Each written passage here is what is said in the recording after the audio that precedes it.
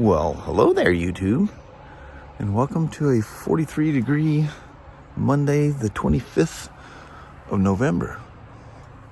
Man, them log trucks are loud when they come by. I mean, I even sat here and waited for a minute. I think there's like two of them come by at once. It's crazy. They're just like, there can't be any trees left up in the mountains there.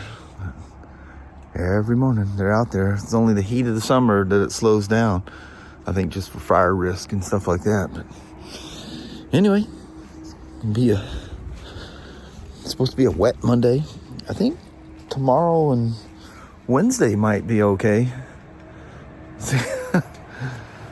Christy's got stuff, and she's got one of them on the deck down there. That one's not getting dried out very well. I'm surprised with all the rain it doesn't snap the lines. But anyway, let's bust out a Monday. That's not how loud them trucks are. All right, y'all come on along. 47 degrees here in Vancouver. Got some crazy looking clouds. It actually got less pretty as we were coming to Vancouver. It was sunshine and the sunshades down. Still had cloudies. Yeah. Yep. And then all of a sudden it kept getting darker and darker and darker, and then we ended up here. Mama? Yes, Monday, once again, roll back around. I know. I reckon we should probably go in there and check it out. Yep. All right. Have yourself a wonderful day in there, Mama. You too. All right. Love you. See you. Bye. I love you. Bye-bye. Bye. Bye. Well, this is asphalt gray, which usually looks green to me and most people. 2017 Chrome Edition, limited, obviously. This is one of the Mexico trip bikes. I was going to do the champagne one. It was a husband and wife. I was going to do the champagne one first because this one has a recall for the transmission. You guys remember back in the day? When we had three of these over the years that done this, where the transmission shaft broke. This is where the pulley rides, and it's in behind the bearing. It's a little tricky to even figure out what happened. You know, you'll be pulling your hair out unless you've seen one. You know what to look for. But this one, oddly enough, this one has the recall bulletin on it. Well, upcoming recall bulletin. The bulletin's not going to be released until the end of January next year. But because we now own them, because they traded them in and bought two 2024s, we can't resell the bike until the recall gets done.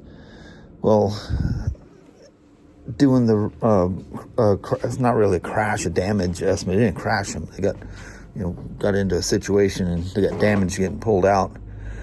That the lower piece, it's actually one piece, but it comes around through here. It's in the middle around.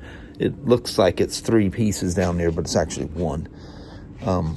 That's still out being painted, and don't know when that's going to come back. So we were holding off on this one until the recall got released, because obviously the motor's going to have to come out for replacing the shaft. The motor's got to come out. It's a massive ordeal. So we're going to wait on this one, and just because we can't sell it, and do the damage repairs at the same time we're doing whatever the recall is. That's until we realize that the solution is estimated to be out by January 31st. So we're going to go ahead and take it apart and do the repairs, put it back together, and just, if I do it or cable upstairs does it, it's just starting off just like this, a straight bike. But it's weird, the Champagne, same year, same model, does not have the bulletin. So I told you, I think I've talked about that shaft. I probably shouldn't talk about it now, but I've told you what I'm pretty sure there's one thing I noticed on every one compared to when we got the new parts and putting it back together. So Anyway, I'll go ahead and do the repairs on this one. I feel like I'm so close to that thing. Using the Pocket 3 and the DJI Pocket 3 and the DJI Action 5 Pro, get used to that wide angle lens, and I feel like I'm just standing on top of things. It's like I can't get it all in the frame. So, the rider, I told him, I said, we should probably separate these, because you can put two vehicles on one RO and have, two VIN numbers on the same RO. Well, I said, this is going to be, a repair nightmare. I bet you I've spent probably an hour sorting out what parts go to this bike and what parts go to the Champagne one. I put the Champagne one, this one, you remember, was on that rack over there. So I put the Champagne one on there. So there's the sensor that's in the hood. That's, it's hidden inside there. You can see the one plug is different from the rest. And usually in the past, when you fire these things up without that sensor on there, that bike absolutely freaks out. They do not like being ridden without that. It's intake air pressure. It reads all kinds of stuff. It just throws a light and it runs fine. And what they usually do, because they can't read it, it throws a code, which that code throws another code. I mean, it'd light up like a Christmas tree. And they would default to full rich, and they just sit there and chuff, chuff, chuff. When they're running, they barely run. They just do not like it. That Champagne thing just lit off, and it threw a light, obviously, right away, and something popped up on the dash. Some little thing popped up, probably related to the sensor. I knew it was going to throw stuff, but wasn't paying attention to it. But it ran fine. It was in a weird way, so I took it out in the parking lot, did a circle outside, and came back in and put it on the rack, and it ran fine. It didn't cough. Usually you can't even get them on the bench. And, as you run it in the store, man, you got to get fans and everything going because it goes to full rich mode. But it's funny how they just advance things. And, even though these are 2017, that's, going on 8 years old now. And how, even those have advanced to a point that, they go, okay, well, we realize that's missing. Let's compensate correctly and still make this thing drivable. Imagine that thing failed on you on a trip. You'd be stuck. You couldn't ride it that way. It would, man, you'd have oil dilution and everything. It would just wash the oil off the cylinders, and yeah, it would not be a good thing. But yeah, ran fine. Definitely throws a code, pops a little message up to you, but it was rideable without the trunk. It's in that sensor's in the trunk.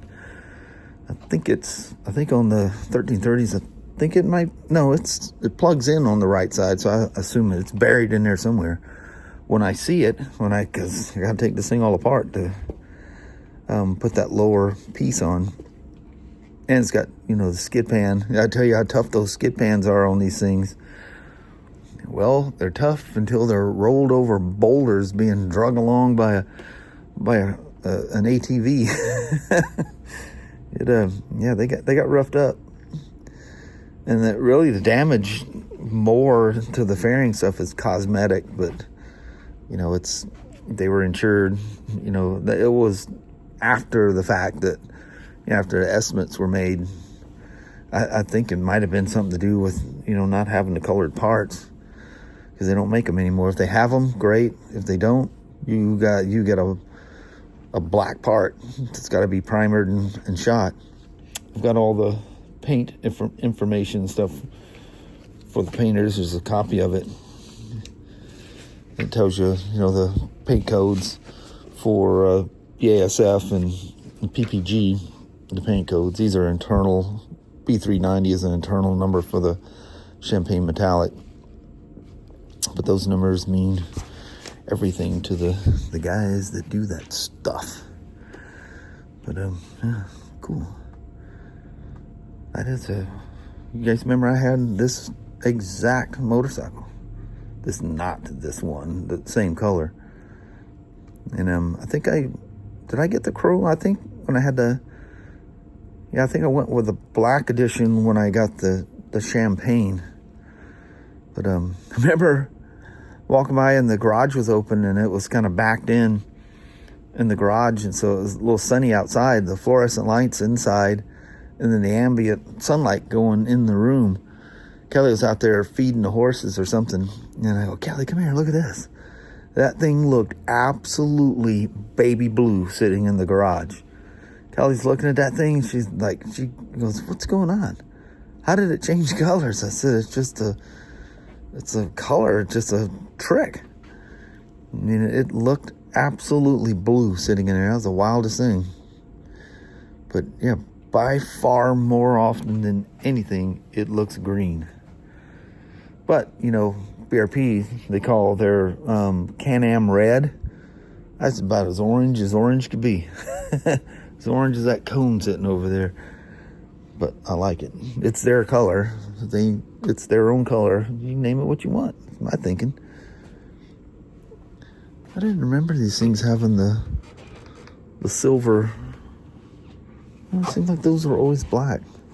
These are just the guide arms. The power arm, the motor is in the middle. The two on the outside are just the floaters. But anyway, sitting here looking at that thing now, that thing's good looking as holy heck. Oh, he's got the comfort seat on this thing too. That's the one that sets you back away. Ooh. It's the heated comfort seat as well. It's cool. I bet you that's a shocker for having these things all this time and jumping on 24s. That is a huge, huge difference. Shocking what they've done with those Spyders. How quiet they go, how smooth everything is. You get to horsing around and you trigger the VSS and you get those soft warnings instead of, you know, like cutting the throttle and lights flashing and carrying on. It doesn't even pop anything up. It just gives you a soft warning. I know the cars don't do that anymore either. I remember our 07 Honda Element, you know, because it's like our CRV. It's all-wheel drive, but it's normally front-wheel drive, and it's got this dual clutch thing in the rear diff that the second them front wheels, I mean, it's instant. As soon as them front wheels start slipping, the rears kick in. Well, it had a light for that and traction control and stuff like that. Just a simple thing. There was this one spot, they finally fixed it, going home on I-5, just north of Castle Rock. In fact, you might technically still be in Castle Rock before you go over what we call the rest area hill. There was this turn, and literally a lake would be going across there. So every night you knew it was coming, but you'd hit that thing, the all-wheel drive would kick in, the traction controls kicking in, all that stuff's going off, and your dash, I mean, it seemed like, I don't know, I'm just exaggerating because it's dark and all that stuff comes on. It was like 10 lights came on, flashing and carrying on. And like I've always said, and you know, other guys that work here, the motorcycles will do that too. And I said, you know, that's probably the most dangerous thing ever, to have all those lights go off all at once at the very time you need to be paying attention to your outside world and direction of travel. You don't need to be looking down to see what all them lights are. But with that Honda, we just learned to ignore it. Seemed like we got a lot more snow back then. It seems like we were always in the snow with that thing. Like, there's one of my videos where we went to, they said this big storm's coming, and boy, it was coming. So, Ashley, our oldest daughter, our oldest kid, period, Ashley came with us, and we went to, I think our grandson went too. Or maybe it was Ryan. I think Ryan, Ashley, Kelly, and I went to Chehalis at the Walmarts in there. And man, it was a madhouse. Everybody, I mean, this storm was coming. You could see it on radar. It's coming. Well, by the time we got out, it hit. In that parking lot, it was probably 4 inches in the parking lot. I had to help drag. I mean, we had to drag the grocery carts because it was sticking in the snow. Got everything loaded up and got everything home. But yeah, anyway, talking about the snow, we've seen all them lights come on, seemed like more often than you should that year, or maybe for a couple of years. But anyway, it's going to be a fairly big job. You remember the Sea to Sky? It was the light green one. In fact, my thumb is finally, if I push on it really hard, it's still sore. But you remember I had the nail that went bad and everything on me? A wrench slipped as I was trying to bend that framework underneath there. Both of these have the same thing. It's that, they call it the hanger, and this is the hanger that the radiators hang off of, and also supports that plastic hose over on the right hand side. That hose bolts to that thing. Those curb scoopers, they had you drilling into that thing. Well, as soon as you'd hit something, the curb scooper just immediately goes back, blows up the bottom of your tub, and bends that bracket back. And I think we've had two that snapped that radiator hose, and one of them drove too long and didn't realize it was going on. Yeah, it's a bad deal. Here, put that junk on there. People try to sell you safety. Fear sells. Scare them into thinking they have to have it. It's like lighting your bike up like a Christmas tree. You look like a parade float going down the road. You need all these lights so people can see you. Dude, you're on a motorcycle. They ain't gonna see you no how. It's all about you taking care of you. Look at the police nowadays. The people, police on the side of the road, or first responders, whether it's a tow truck. We lost a longtime employee and his whole family. They were helping one of their kids, whatever, in the tow truck. Was there picking them up, and an impaired lady got sight fixated on the lights.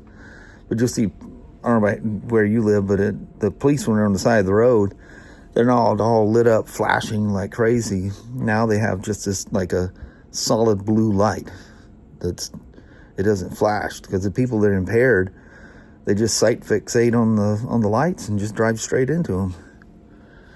So yeah, it's a scary thing. You'll see people that have a problem, they get as far as they can get off the highway as they can. And a lot of times they're out there without their flashers on. They're afraid somebody's going to run into them because they're sitting there with your lights flashing. It's crazy. Isn't it crazy? That's what our world's turned into. And the people, I guess, when people are driving, texting on their phone and stuff, they can tend to do something like that too, because the peripheral is kind of seeing it, but they're not really paying attention where they're going, and they just drive straight to it. It's crazy stuff. Crazy. That you can't even turn your flashers on, change your tire on the side of the road anymore. But that's the way things have gone. For better or for worse. I could just sit here and stare at that thing all day long. Probably driving you nuts because I'm just standing in one place. I'll walk you down here right quick. I come in and fans are running and all kinds of stuff this morning. And it wasn't pointed at that. And this thing will dry. I mean, you're in an air conditioner, or it's, it dehumidifies in here. It's the humidity level's fantastic in here, even though the heater's running. But that fan's over there, I'm assuming somebody was working on that bench over there. I'm surprised that didn't set off the motion sensors down here. You can't leave these box fans running. Can't leave any fans running down here, though. We got sensors all over the place. It'll set them things off. It detects motion. Check out that F3 Limited. That thing is immaculate. There's a story about that, but I don't know if I'll just leave that alone. I'll tell you when I can tell you. But this one has the recall. And since that front piece, or does not have the recall, but since I can't do the tub, I don't want to have, you know, at some point, it's already bad enough I got the pieces laying out already. And I'm going to have a bunch of pieces off of the asphalt gray one when I'm doing it. So, again, I still got to pull all the fenders off. And look, you can just see, wow, look at that big old chunk of mud. And this one, unfortunately, when they were trying to get out themselves initially, was ran off the road and they got mud under the belt. And yeah, it messed that belt up bad. It's got chunks of rocks and stuff in the mud. So there's some cleanup involved with all this too. Yeah, I can't believe that thing ran perfectly fine. The sensor wire's right here. It's on the right hand side. It's this crazy looking sensor. It's sitting somewhere in the tub. Oh, my quad lock stuff. I just heard that sound. That is one of the apps that tells me something showed up.